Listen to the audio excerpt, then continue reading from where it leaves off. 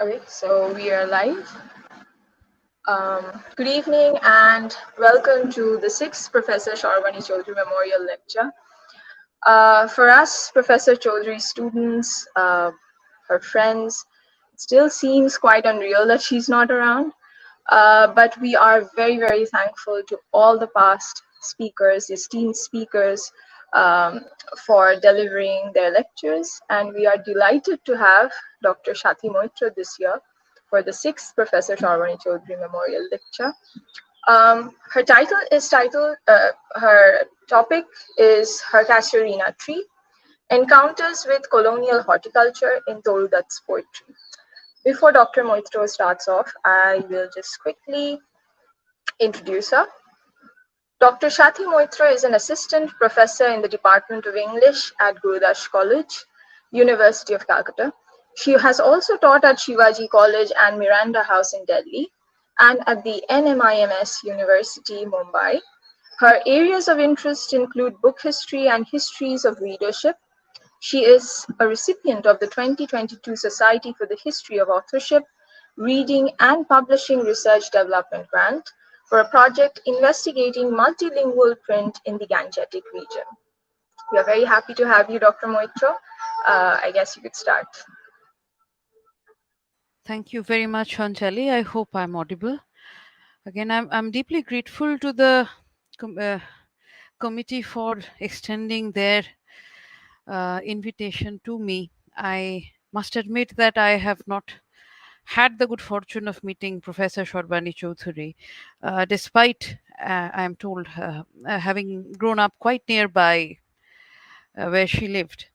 Nonetheless, I think it is a great honor to be here, and not in the least because of the wonderful way that her students have chosen to commemorate her memory, her work. I appreciate what you're doing with this, and I am grateful that I can be a small part of it. Without further ado, I'll go ahead and uh, begin my discussion, uh, which will center around Torudat and her poetry. Um, this particular poem, Our Casuarina Tree, is a poem that is familiar to and sometimes synonymous with Torudat, the 19th century poet, not in the least because of the glee with which it tends to become a part of our syllabi, be it in school books or be it in undergraduate level curriculum and beyond. uh, I've had people come up to me and tell me, yes, that I recognize that poem because uh, that's how ubiquitous the poem is. Which, of course, in my opinion, feels like a perfect entry point for this discussion because the central image in Torudat's Our Casuarina Tree, which was published posthumously in the 1882 edition of Ancient Ballads and Legends of Hindustan, is that of a giant casuarina tree in her family's Baganbari at Bagmari, which is in present day Bagmari, Kolkata. And this is how she describes it: like a huge python winding round and round the rugged trunk, indented deep with scars up to its very summit near the stars, a creeper climbs, in whose embraces bound no other tree could live. The casuarina becomes a site of intense meditation in the poem, which we'll talk about later. Uh, Perhaps it is appropriate, and I'm quoting Mary Ellis Gibson here, that the casuarina is native not to Bengal but to Southeast Asia and Australasia. Its Bangla name, Bilati Jhau, literally means foreign tamarisk. This points to the curious location of the casuarina tree in an elite garden house in Bagmari, Calcutta in the 1870s. The Bilati Jhau, or the Casuarina equisetifolia, as Johann Otto Voigt's 1845 catalogue of plants, the Hortus suburbanus calcuttensis, notes, was introduced into the Calcutta Botanic Gardens before 1814 from the islands of the Pacific Sea, the Moluccas, or the Maluku Islands in Indonesia. Voigt actually adds, timber excellent. highlighting the preoccupations of Robert Kidd, the founder of the Calcutta Botanic Gardens, who sought to transfer and acclimatize plants for economic and scientific purposes. The casuarina would eventually nativize itself in Bengal and other parts of India, but it retains that Bilati or foreign in its Bengali name as a reminder of its origins, even as it made a comfortable home in elite garden houses in the suburbs of Calcutta and made its presence felt in early Indian poetry in English. Now, Torudat, whose poetry has been as a hailed in botanical terms, like Edmund Goss, who would call it a fragile exotic blossom. And it's also been denounced in botanical terms, curiously. For example, Pashupati Jha called her poetry an exotic British sapling assiduously planted on the Indian soil, the sprouting flowers giving out mostly alien and stale smell. So that herself describes the casuarina, a constant and steadfast companion. It's excellent timber, taking on a different definition of sturdiness in her writing. So, how does one read her botanical imaginings in a poem that has been termed her epitaph for herself? What is one to make of her embrace of the Bilati Chhau or the Casuarina, introduced to the Calcutta Botanical Garden as a part of utilitarian experiments in plant transfer and catching up to Dutch and French exploits in botany? Now, in this discussion, I will consider Torudat's poetry in the light of scholarship that seeks to move away from the post colonial reception of Dutt and her contemporaries through the lens of authenticity and resistance. The early critical preoccupation, as Drupadi Chattopadhyay has pointed out, with authenticity and derivativeness, and I'm quoting her here, was part of a process of inventing progressive nationalistic literary histories which pushed for a movement away from colonial histories, thus mapping a journey from imitation to authenticity. Owing to their imperialistic origins, writings in English were particularly favorite suspects. Now, Dutt's reception in post colonial India has thus been marked with the ambivalence that defines the reception of 19th century Indian writing in English at large. Hagiographic accounts of the great poet who died of tuberculosis and dutiful inclusions of poetry in undergraduate and postgraduate syllabi in Indian universities have been accompanied by suspicions about her europhilia that appeared to place her in the ranks of, and I'm quoting Pashupati Jha again, in the ranks of Arnold in a sari or Shakuntala in skirts. In this discussion, I take my cues from the scholarship of Mary Ellis Gibson and Rosinka Chaudhury, among others. I will be arguing that Turudat's depiction of the Bagmari garden house and its vegetation builds on a growing body of literature on gardens and gardening in British India, reflecting material developments in the 19th century. I also draw upon the work of Nicholas Roth, who has discussed the development of a common repertoire for the depiction of gardens in Persian, Braj Bhasha, and Urdu literatures in 17th and 18th century Mughal India. This body of literature, as Roth has argued, draws upon earlier Persian and Sanskrit models, reflecting material developments of the time, including the influx of new American plants. Now, I do not mean to suggest that Torudat's work reflects a familiarity with this repertoire or much of the shared South Asian multilingual vocabulary that Roth speaks of, apart from her engagement with Sanskrit Kavya in the final years of her brief life. But instead, that's work might be placed alongside a growing body of work that includes, among other things, models of English romantic poetry, the poetry of her father Govind Chandra Dutt and D.L. Richardson, gardening manuals such as Agnes Harler's The Garden in the Plains, and The Complete Indian Housekeeper and Cook by Flora Annie Steele and Grace Gardiner, which includes a chapter on gardening. Contemporary Bengali engagements with horticulture, as well as a large body of botanical literature in circulation at the time, texts like the Hortus Suburbanus Calcuttensis, which I just mentioned. Now, my primary interest here is in the material dimensions of that's horticultural preoccupations. And to that end, I'll speak briefly of two contemporary sources, one in Bengali and the other in English. Writing about his family residence in the country town of Kishorganj in the early 20th century, Nirotsi Chaudhury offers a vivid description of the household flora. The Chaudhury household, a house they occupied between 1903 and 1909, we are told, boasted of the conventional jackfruit, mango and guava trees, a bamboo grove, as well as a coconut tree, somewhat uncommon in his part of eastern Bengal. He writes, some space was left behind the huts and more at the corners, and this space was utilized for a flower garden on the western side and the kitchen garden on the eastern. The flower garden merits special description in his writing. He offers a veritable catalogue of a wide variety of flowering plants, ranging from the bukul to the shiuli, the champa to the joba. The flowers, as we find, are intrinsically woven into the lives of the residents of the household, with the young boys learning to weave garlands out of shiuli, bukul, and the jasmine.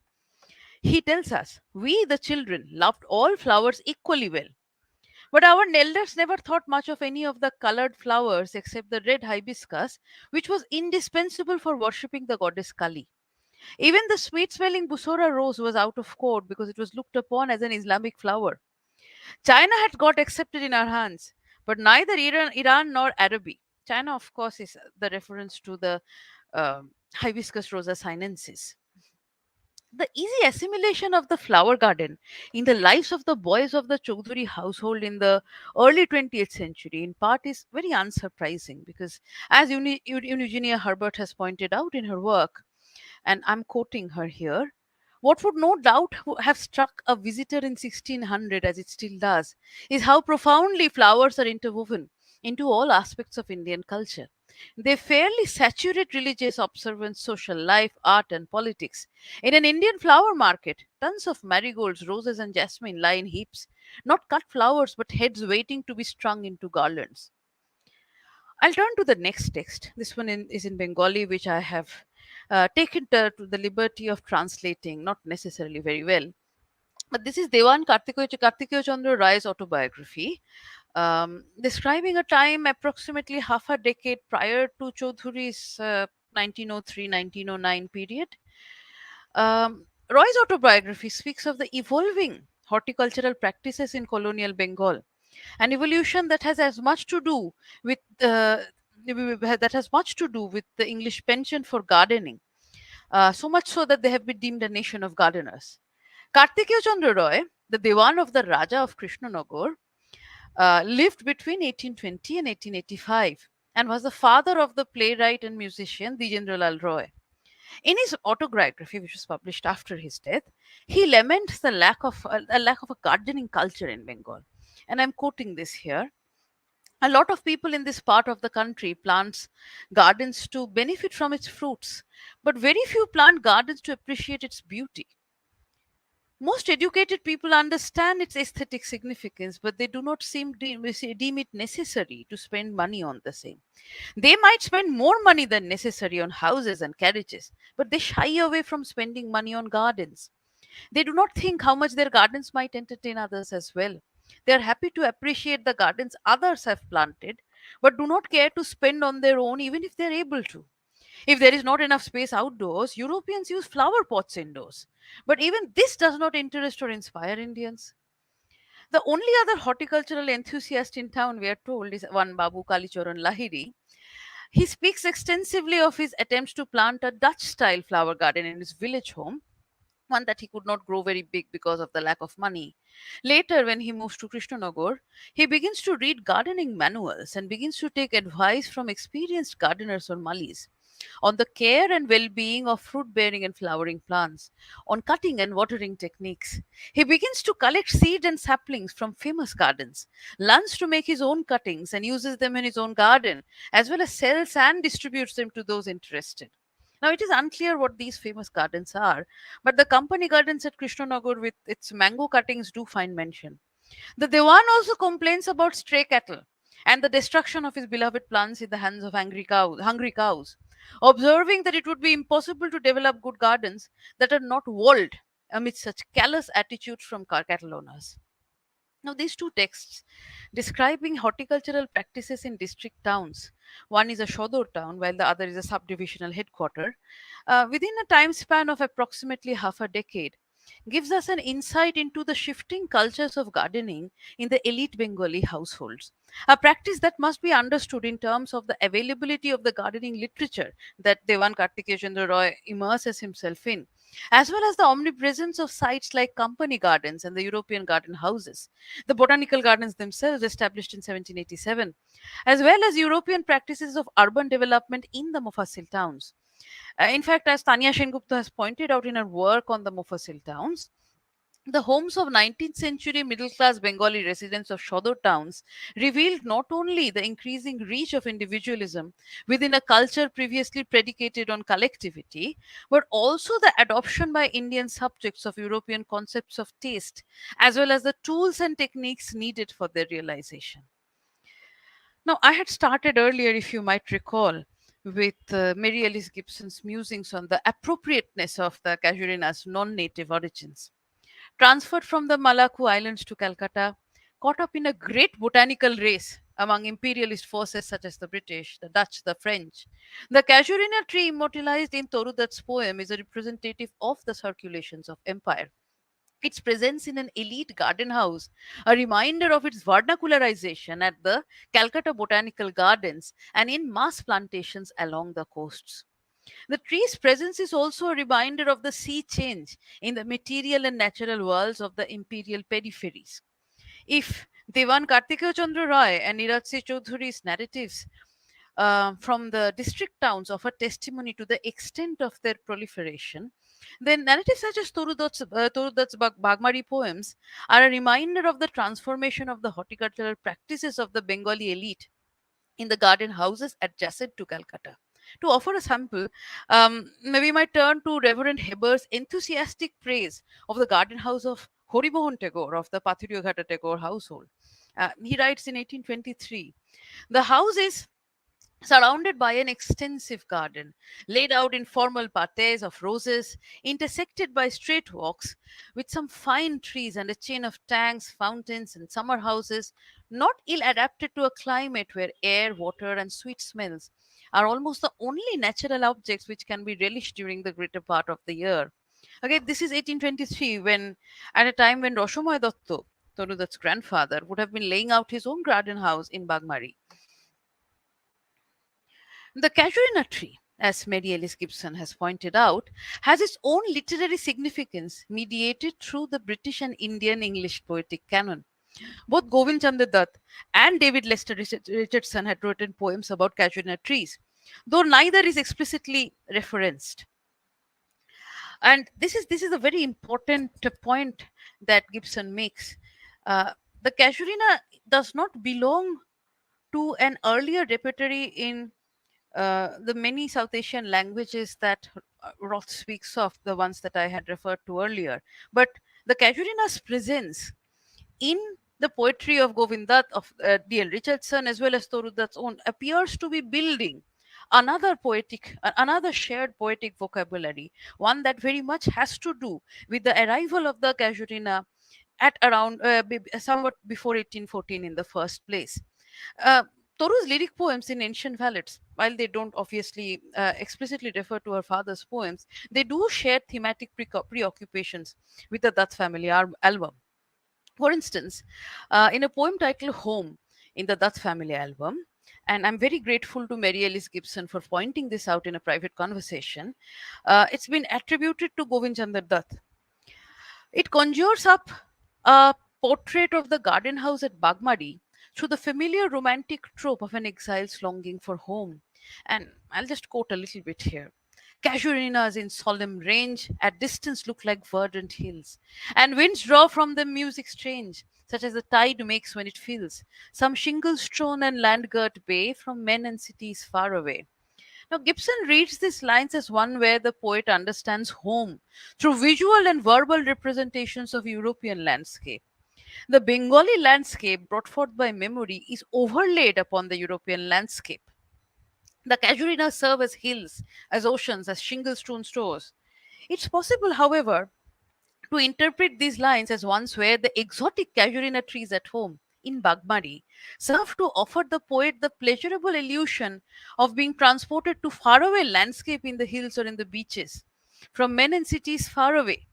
The trees at Bagmari, an emerald sea that surrounds the Dutt family nest, makes the garden house a charmed repose, as he calls it.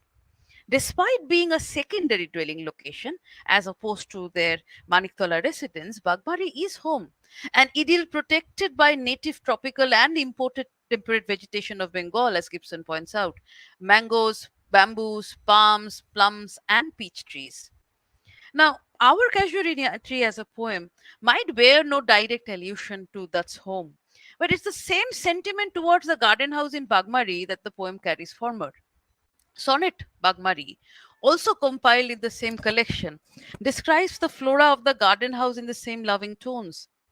Nothing can be lovelier than the ranges of bamboos to the eastward when the moon looks through their gaps and the white lotus changes into a cup of silver.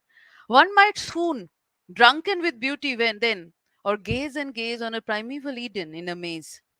The bamboo trees, like the casuarina trees imagined as these verdant hills in Govinda's home, they become mountain ranges. And Bagmari becomes a primeval Eden, untouched by the world. If we take the poem's title as a kind of a paratext, Gibson observes, and it's possible that this title may have been given by Govindath himself because it was published posthumously. Whether or not Toru herself wrote the title, the key element is the pronoun our. It's a shared treasure, a part of the array of green that surrounds the Dutt family nest, so to speak. Now, critical commentary has often centered around the country slash city dynamics in their engagement with Toruda's eulogization of the Bagmari Baganbari. Now, it is important to note that the poetic construction of the garden house, with its combination of homegrown and exotic flora, as an Eden like enclosure, in both Govinda's and Torudat's poetry, is not very different from that of their contemporaries, who, as Swati Chattopadhyay has pointed out, lavished resources on their garden houses and treated the same as a site of wish images and fantasy. The Bagmari of poetry as a country house must be understood not as a mere trope drawn from romantic poetry in the metropolis, but rather of it in its unique location as a Bengali garden house, which, and I'll quote Swati Chattopadhyay here in its fullest: the notion of the garden house as a rural retreat, unfettered by obligations of city life, was probably the most commonly shared sensibility between European and Bengali elites. It was a privilege few could afford. It was the vision of the garden house as a space of conspicuous consumption of nature that assured the recognition of power over the land. The manicured natural surroundings of the garden house stood for the country, but its distinction from city dwelling was, as Lord Minto noted, not just about a different architectural space, but about the possibility of living according to different norms, freed from rigid official protocols for the British. Now, Drupadi Chattopadhyay has argued that Toru's position as socially ostracized Christian woman in a colonial city is reflected in most of her poems, where she seeks refuge in the natural repose of the garden house of Bagmari. But keeping in mind the contemporary understanding of the garden house as a site of power unshackled by the norms of the city, it is perhaps not entirely unusual for Toru to employ similar tropes. Furthermore, as a rule, garden houses were fashioned as exclusive enclaves, marked by well defined boundary walls, an aspect that was only enhanced in garden houses located far away from the city. It was within this world, this exclusive enclave, that Bagmari as Eden is imagined by father and daughter alike. Their power over the land demonstrated not only in the flora of Bagmari, where homegrown bamboo and mango trees grow alongside the exotic casuarina, but also in their ownership of the land in their poetry composed by in English. By the mid 19th century, the garden house, it's important to remember, had come to be imagined as a site of debauchery and excess, as evident in Kaliprashanna Singho's Utumpachan Noksha, or in the lengthy satire of Dwarokanath Tagore's reception of the Prince of Wales in his Belgachia garden house in the satirical magazine Boshantok. Toru, however, not only banishes Calcutta from her poems, she also does away with the literary tropes from Calcutta that would cast Bagmari in a less than flattering light. In our Casuarina tree, as Tricia Lutens has pointed out in her discussion, she weighs the poem down with the central image, with this literal weight of a strangling python like creeping vine, crimson flowers, birds, bees, baboons. She almost with this series of symbolic meditations on home and exile, presence and memory, with an eerie speech of its own. And of course, bears direct citation to the poetry of Wordsworth.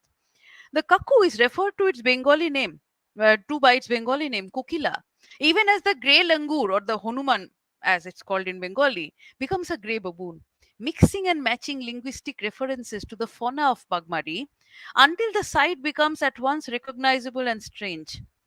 Even as the familiar image of our sleepy cows renders the sight recognizable as the one in Govind Chandra Dutt's home, the water lilies, like snow unmasked, again transform the garden house into some place else.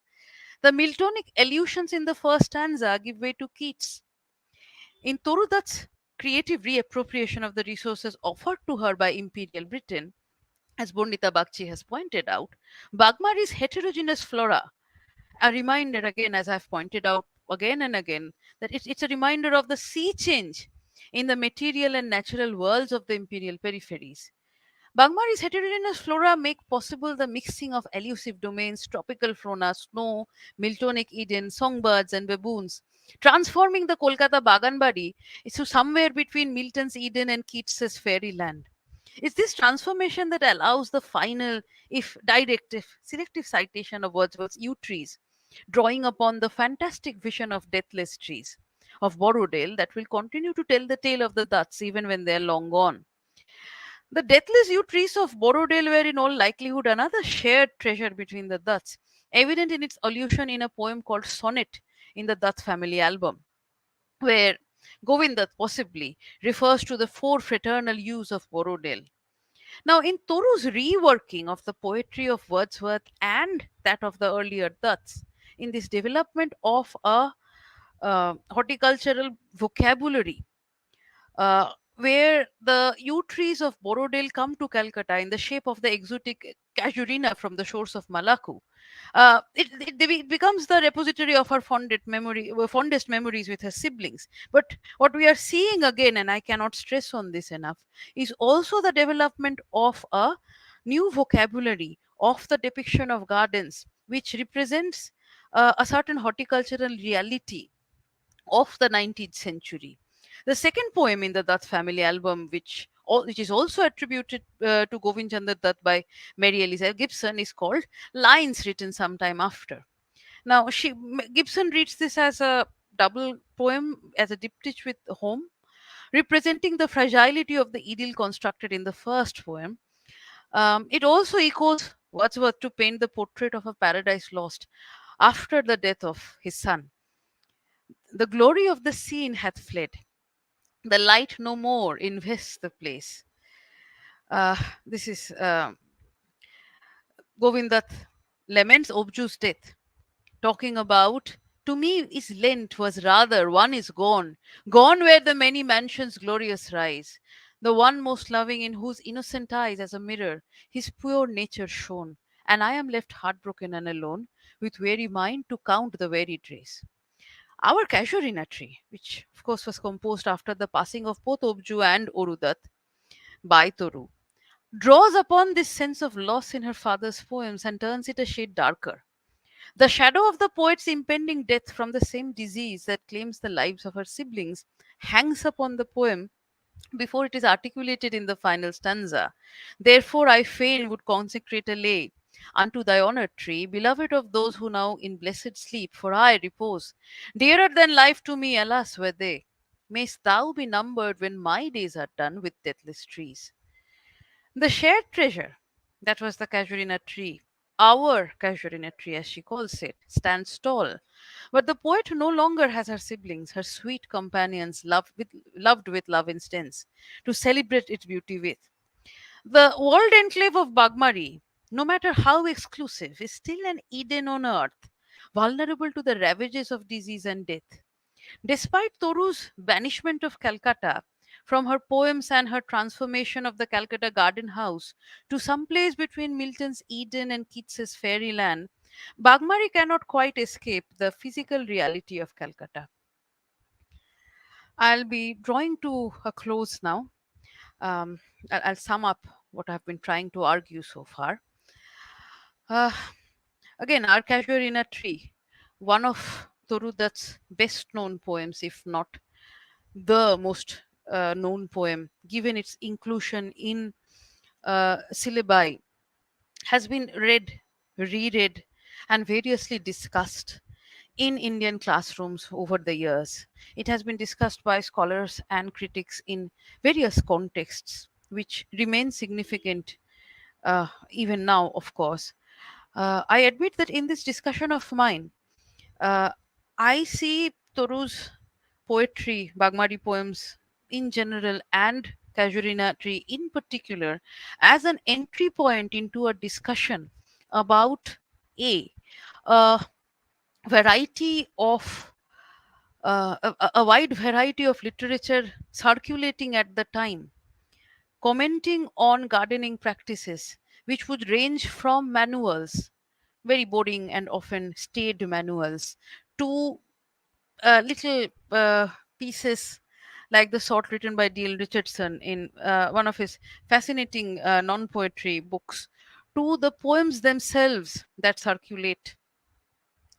It, of course, builds on this growing body of literature in British India, which in turn reflects material developments in the 19th century in the intense circulation of plant specimens as a parts of collections, as well as of seeds, uh, a process that was hastened in particular by the botanical competition between the British, the French, and the Dutch, as well as the immense nostalgia on the part of the English, who sought to build gardens of their own in India, not to plant gardens of their own in India, and often imported seeds from London and beyond. India also transformed the gardening landscape in England, as it has been discussed by a number of scholars looking at that, such as Eugenia Herbert, for example. Uh, Therefore, Todudat's poem, as have sought to discuss it, is of course central. It's a valuable poem in that's repertoire, but that eponymous casuarina tree, which has occupied so much space in our Indian classrooms, I'd like to argue, allows us a entry point into a fascinating set of discussions that um, I've tried to sort of bring forth here in this brief discussion of mine. The present day Bagmari, of course, bears little trace of the garden house. I've done my very best to trace it. I've talked to other people who have, and so far it has not been very successful. Most people are unable to tell us where the Baganbari may have been. Torudat herself lies, of course, again in an obscure cemetery in Maniktola with her immediate family. But the rich and mellifluous numbers of our casuarina tree continue to serve as a staple of literary anthologies, despite the poet's fears about the futility of her verse. I'll stop with that. Thank you so much for listening.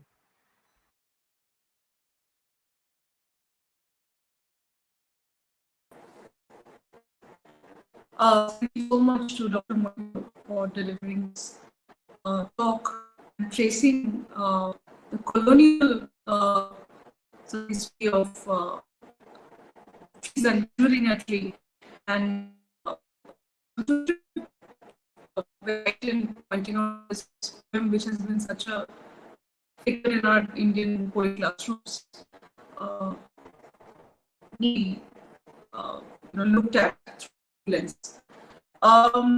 We don't have any questions so far, but if we come across any few moments, we'll take them. I have a question. Can I? May I Yes, feel ask? free, of course, of course. Your voice is echoing a little So, bit. uh, Or is it just my internet connection? Who can tell?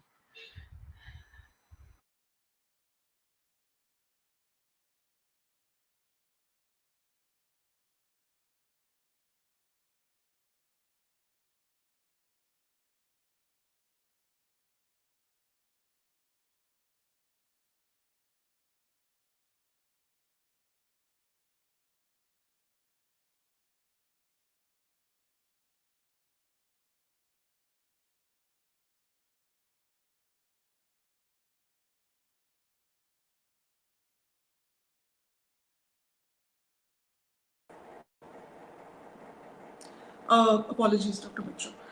Can you hear me now? Okay.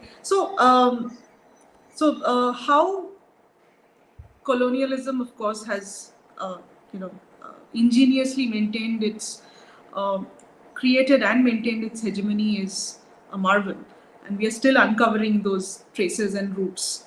So I was wondering about the labor of maintaining these gardens, because these are clearly distinguished from the wilderness that we are familiar with. So, do you have any notes around these particular I do, I gardens? do, I do, I do. Now, the labor that produces these extensive gardens is like there are some like Diwan Roy who of course take an active interest in learning how to grow cuttings, to water and these techniques. I mean, he's very hands-on. But of course, despite being hands-on, it's not just him. That hands-on thing is something that a lot of Europeans in India very much are. But that said, most of this is, of course, the labor of Indian Malis, uh, Indian men of a certain caste, as well as female laborers later on who would be employed to cut grass, for example, at a very cheap price.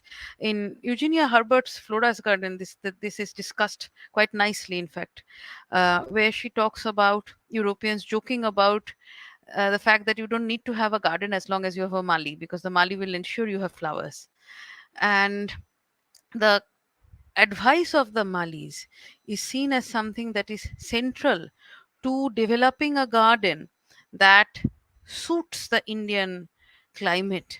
For instance, Malis often advise Mem Sahibs things like you have to make sure that the water flows, otherwise, in the monsoon months, you'll just have bogs and things like that. So that advice is something that is seen as something very important. Their traditional understanding of the lay of the land, even as the Europeans bring in their own understanding of how gardens should be maintained and built.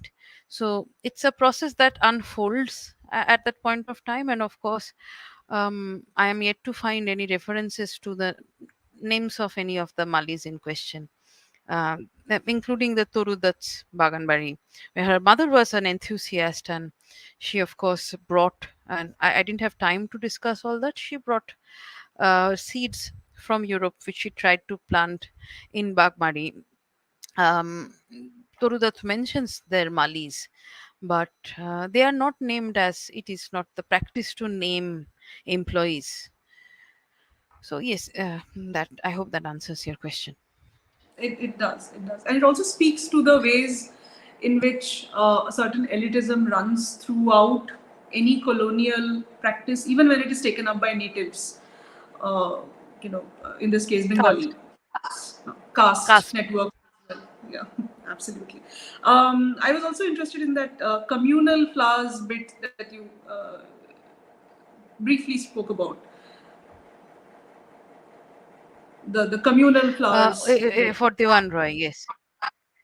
Yes, Devan Roy is a particularly interesting figure in that regard, because he seems to genuinely believe that on one hand, he's of course interested in gardening for his own sake. It's a mode of self-expression for him. It is very clear about that. But at the same time, he genuinely thinks that the aesthetic uh, existence of a garden, even if it's a garden that you have developed, is something that is collectively good for the town. For instance, he talks about the fact that he tried to build a small garden, not very successfully, in his native village. And he says that, but at least whatever I could build was something that was appreciated by everybody. People would come and sit there and tell me how lovely it looks. So, therefore, to him, the garden of the private household also has the dual purpose of making an aesthetic contribution to the communal life of the town of, in this case, the town of Krishnagar. That's how he sees this. Right. And finally, I was looking through some projects recently where the call is to decolonize the garden. Yes, of course, Where that's something that's been discussed, and botanists in particular have been, and I say this as somebody who has very little understanding of actual botany, botanists in particular have been talking about decolonizing the discipline of botany, for instance. In your England too, there have been conversations about trying to understand how certain colonial paradigms weigh down the ideal garden space even today. So these, of course, are rather fascinating developments in the light of what we are trying to read here.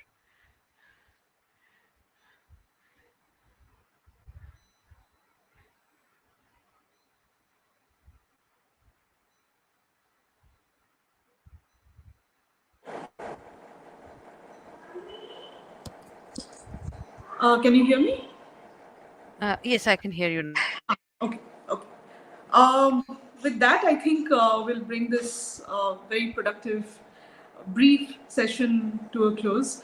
Once again, thank you to our speaker this year, Dr. Swati Moitra, for talking about a very familiar yet defamiliarizing this very familiar topic. And I'm sure a professor in whose memory we hold these lectures would also would also have appreciated uh, the tone of this lecture. Thank you so much, Shakti. Thank you.